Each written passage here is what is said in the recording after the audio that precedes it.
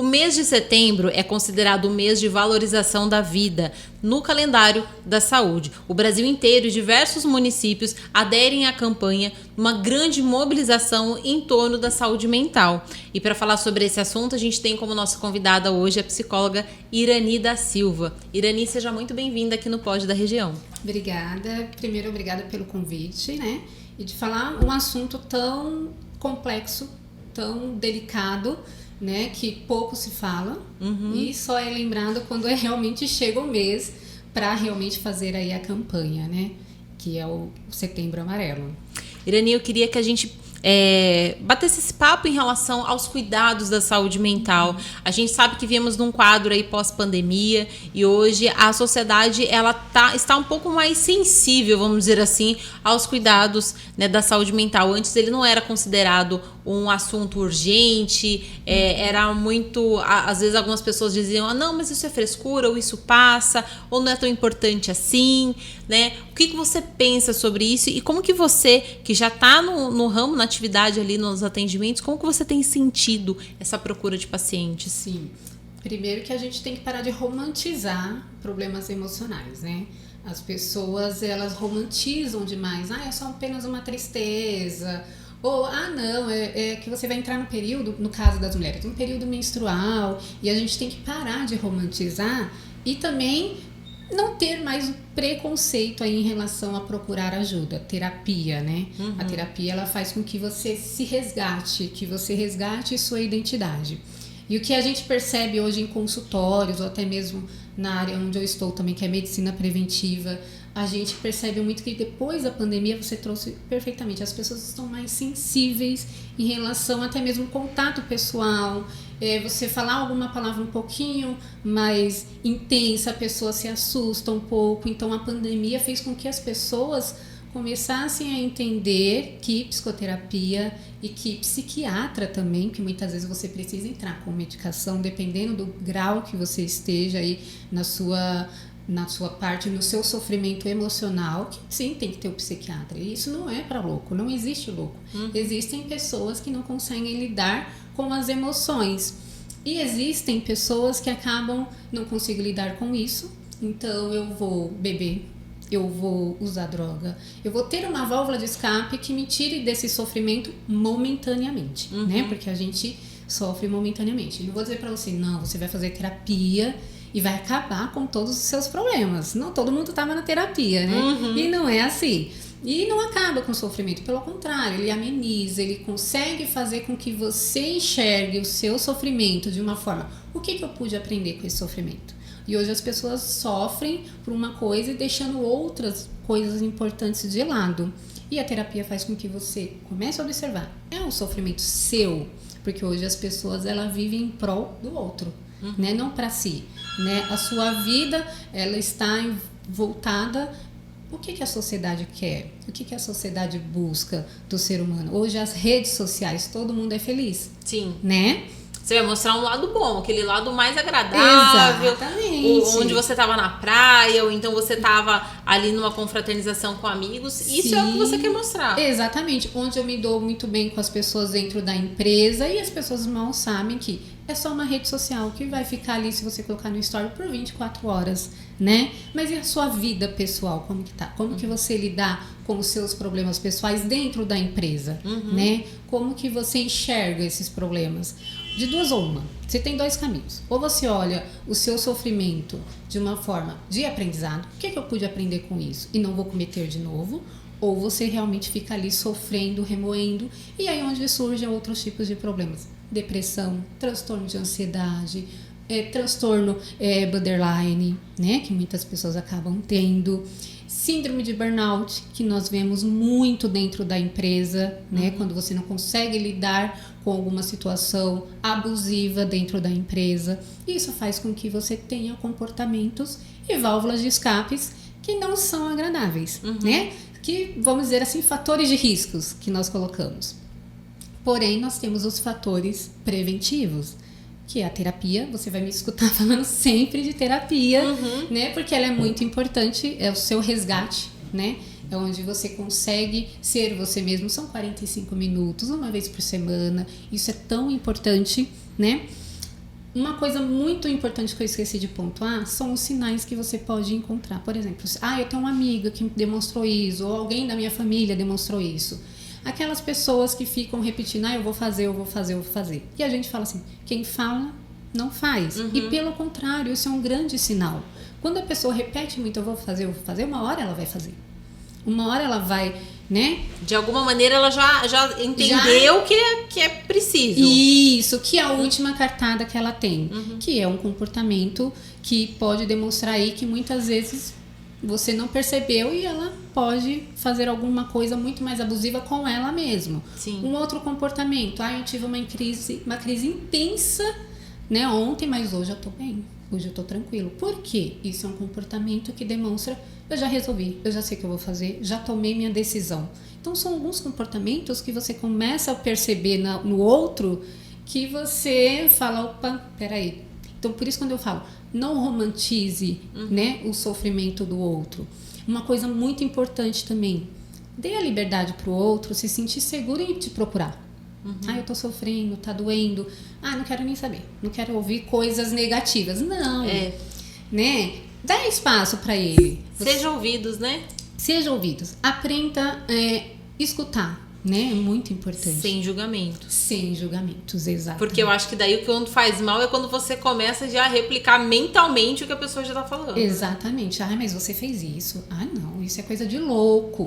A palavra, isso é coisa de louco, isso inibe a outra pessoa que quer falar, né? Que quer desabafar. Aí ela não arruma liberdade para chegar em você, uma segurança para falar. Então, a comunicação com os colegas, com os amigos, com a família também, isso é muito importante no processo aí de quem está sofrendo ou quem está tendo algum tipo de ansiedade ou depressão, enfim. Isso é uma forma também de se comunicar, né? Isso é uma forma também de se abrir. Claro que isso não substitui terapia. Sim. De forma alguma. É legal a gente conversar com os amigos? Ótimo, mas a terapia ela é muito mais importante porque tem embasamento teórico, nós temos ferramentas para tratar dentro de uma terapia, tá? E assim, eu queria que você também comentasse uma coisa. Na teoria, nós deveríamos aprender a lidar com os nossos sentimentos e ser autorregulados na nossa infância, na primeira infância, na nossa casa, que deveria ser um ninho de amor, de acolhimento, e nem sempre é isso que acontece. E aí a gente chega na fase adulta, que é quando geram todos esses conflitos, porque a gente não consegue lidar com muitas situações. E aí é um momento quando o adulto, ele ainda, e a gente tem às vezes alguns comportamentos ainda infantilizados, né? Sim, porque quando a gente é criança, a gente espera toda essa segurança, todo esse carinho, toda essa proteção. E muitas vezes a gente acaba não tendo. A gente vê muitas famílias, né?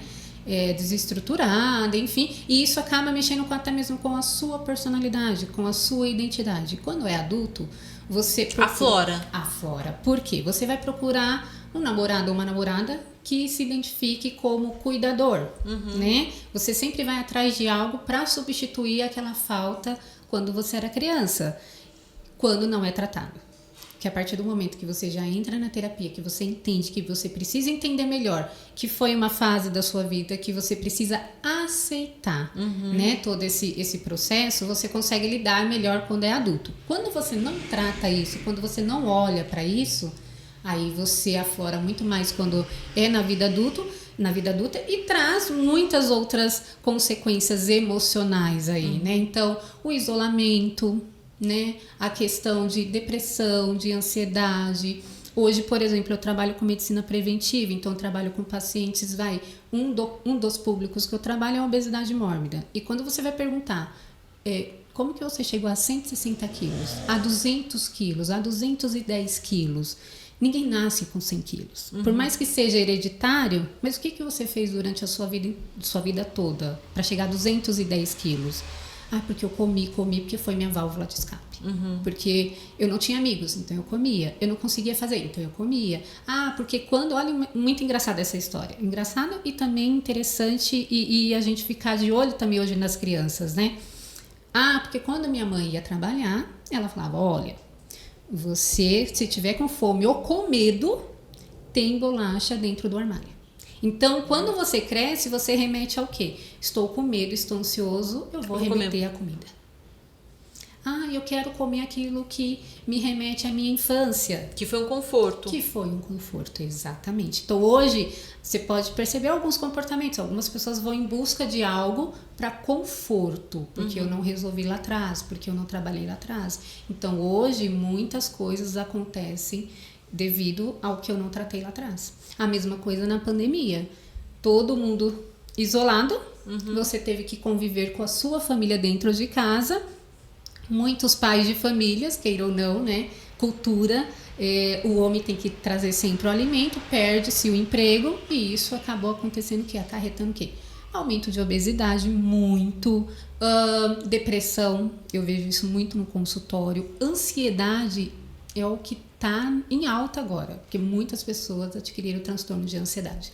Ansiedade é aquele quando você fica pensando muito no futuro, naquilo que ainda está por vir, que ainda não aconteceu, que você quer ter um controle. Isso, exato. Quando foge do seu controle, ansiedade é quando você começa, eu tenho um projeto novo e começa a ficar agitado, transpirar, pupilas dilatam, o coração acelera e aí você dá lugar para uma ansiedade e esquece o que realmente você precisa focar. Que é naquilo que você se propõe a fazer. Você sabe, você não precisa ficar se desesperando. E a ansiedade toma lugar, você esquece de tudo. Porque você está ali agitado. Então, eu sofro por antecipação. Por isso que a gente chama de transtorno de ansiedade. E muitas vezes, transtorno de ansiedade está ligado lado a lado ali com a depressão. Porque eu não consegui atingir meu objetivo, ou porque eu não consegui elaborar melhor o meu projeto, ou elaborar melhor o meu texto, não consegui fazer muito bem a minha aula, porque eu tenho professores, pacientes professores, não consegui elaborar a minha aula. Eu tenho uma paciente que ela é do marketing, não consegui elaborar a minha apresentação. Então, muitos casos acaba acontecendo, porque dá um apagão. Você está ali preocupado com sua ansiedade. Eu vou apresentar. Mas e na hora de executar? Como que fica? Então, hoje em dia as pessoas elas têm muito desse tipo de comportamento. E elas reclamam muito que terapia é muito caro. Não é que é caro. É um investimento. Eu falo que é um investimento em você. Em saúde. Em saúde. Não tenho condições de pagar uma terapia, não quero falar com as pessoas, não quero ir ao hospital, porque você pode ir ao hospital procurar ajuda da saúde mental também, né? O que eu indico é o CVV, Centro de Valorização à Vida. Você pode ligar no 188, né? E lá eles vão te dar um apoio por telefone, eles vão te orientar como você deve fazer, você pode desabafar, tem profissionais lá durante 24 horas para você conseguir aí ter um apoio e não ficar sem aí um atendimento de um profissional. Iracy, você acha que você que convive também na medicina preventiva, né, numa empresa, você acha que hoje também existe um preconceito no sentido de vou apresentar uma fraqueza? Se eu digo que eu estou em tratamento, se eu estou em terapia, às vezes as pessoas... pode ser que uma parte das pessoas não entenda que você está cuidando de si, porque isso é autocuidado. Sim. E que você não esteja cuidando de si, mas que isso reflita em algum momento que, bom, se aquela pessoa está fazendo terapia, ela tem uma fraqueza. Todos temos. Todos temos fraquezas. Alguns vão cuidar delas, sim, outros não. Exatamente. Todos temos fraqueza, todos nós temos medos, né? Inseguranças. Eu aprender a lidar com isso. Eu tenho uma frase que eu carrego muito comigo, que eu acho muito importante. Faça com que o seu próprio medo tenha medo de você. Né? Não deixa que o medo domine você. Não deixa que a insegurança domine você, né? Então, assim, existem esses preconceitos ainda. Nossa, mas você tá na terapia? Nossa, você tá doida? O que você tem? Nossa, você passou com um psiquiatra? Não acredito que você tá tomando remédio para dormir. Não, vai se cuidar, vai se tratar. Entra numa academia, né? Então, hoje as pessoas elas têm esse tipo de preconceito e por isso que não é muito falado, né? Foi muito mais falado na época da pandemia, porque hoje você vê na área da saúde, quando foi a pandemia, eu trabalhei no meio da pandemia, né? Foi quando eu vim para cá, para a região, e a gente via muita procura de psiquiatra, de psicólogo. Eu tô muito ansioso, eu não consigo ficar em casa, eu não consigo ficar parado, então eu preciso de ajuda. As pessoas procuraram muito, mas depois que passou o período da pandemia, ocorreu o quê? O preconceito novamente, né? Você, não precisa de terapia. né? Por exemplo, você precisa de terapia, você já está em tratamento com endócrino, nutricionista, né? Para que você vai fazer terapia? Para que você vai procurar ajuda? Tratar a cabeça para quê? Então, assim, hoje as pessoas, elas se camuflam, elas não falam muito. Por isso que quando eu me apresentei, eu falei assim, falar de um assunto que não é muito comentado, né? Que não é muito lembrado, só é lembrado quando é no mês, né? As pessoas, olha, Setembro Amarelo, que legal. Mas e os outros meses? E as outras coisas, como que ficam, né? Sim. Então, se as pessoas não falarem, e eu acho que isso é uma utilidade pública. Acho que todo mundo precisa entender. Todo mundo tem seus medos, todo mundo tem suas inseguranças. Só que tem aquelas pessoas que acabam não sabendo lidar. E quando eu não sei lidar, eu vou achar uma válvula de escape, né? Que é aquilo que eu falei para vocês no início. Bebida, drogas, comida ou até mesmo o ato de não comer. Também vai sinalizar que tem alguma coisa. Na verdade, tudo que é em excesso, ele demonstra um desequilíbrio. E o interessante é que as pessoas se atentem a isso e vejam que por trás desse comportamento, que aí você... É por isso que tem que fazer terapia. Exatamente. Façam terapia. Por isso que tem que fazer terapia, porque é esse profissional que vai te ajudar a enxergar aonde de fato está a raiz do seu comportamento e não só você ficar naquele preciso parar de fazer determinada coisa, né? E assim, de fato, você buscar na raiz, né? E não deixar o seu projeto inacabado, né? E é isso que você falou. Ir atrás. O que me motivou a ir atrás, a cometer esse tipo de comportamento, a ter esse tipo de comportamento, a ter esse tipo de pensamento. O que te motivou? O que foi ali a base para acontecer tudo isso? Foi lá na minha infância que meu pai não teve presente, que minha mãe não teve presente, ou foi alguma coisa que aconteceu no meu trabalho. O que te motivou? As pessoas, elas não param para pensar o que aconteceu para eu ter esse tipo de comportamento. Eu primeiro, por isso que a terapia é importante, que eu vou resgatar lá, tá, aconteceu isso, tudo bem, você errar, tudo bem, você ter a insegurança, tudo bem você passar por esse processo. Agora para, respira, foca no que você realmente precisa focar, o que é importante para você. Uma coisa que eu faço muito no meu consultório é anota tudo que está te incomodando. Escreva tudo que está te incomodando. Tem uma paciente minha que ela escreve tudo. Escreve mesmo, ela faz um diário mesmo. Não sei se vocês já tinham um diário na época de vocês, mas eu peguei um pouquinho na época do diário, escrever, querido diário. Então ela faz um diário, ela fala, olha, eu não vou conseguir falar. Eu posso ler? Eu falei, pode, vamos lá, leia o seu diário. E ela lê 2 páginas e a gente vai trabalhando em cima daquilo. Ela fala, nossa, eu não acredito que eu pensei isso.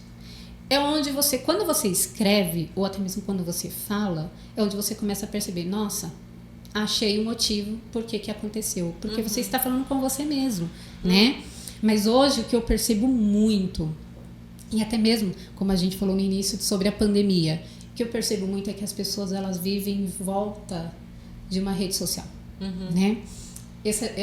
Há 2 meses atrás eu fiz uma desintoxicação de redes sociais. Eu fiquei 1 mês sem entrar em rede social. Eu sei que é um meio de trabalho, eu sei que muita gente acaba trabalhando em prol disso, né? Mas eu falei assim, eu vou ficar 1 mês sem entrar em rede social, sem postar, sem ver. Por quê? A gente não percebe, mas a gente acaba ficando 2, 3 horas lá no celular, né? E a gente não percebe. E o que você está vendo na rede social? Quais são os assuntos que você está buscando nas redes sociais? Quais são os julgamentos que você está fazendo em relação à foto daquela pessoa que ela postou? Né? Então, assim, olhe para você.